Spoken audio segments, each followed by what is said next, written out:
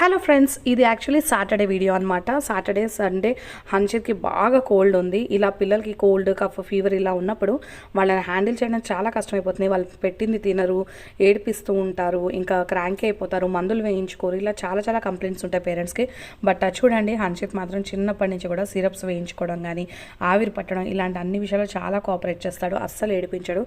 ఎప్పుడో వాడు అసలు మరీ పీక్లో ఉంటే తప్పించి మ్యాక్సిమం సిరప్స్ కానీ ఇలా ఆవిరి పట్టడం అయితే ఇక వాడికి చాలా ఇష్టం అనమాట. చూసినప్పుడల్లా ఒకసారి తీసుకొచ్చుకుని ఒకసారి ఆవిరి పట్టించమంటూ ఉంటాడు. వాడికి అది ఒక ఫన్ యాక్టివిటీలా ఉంటుంది.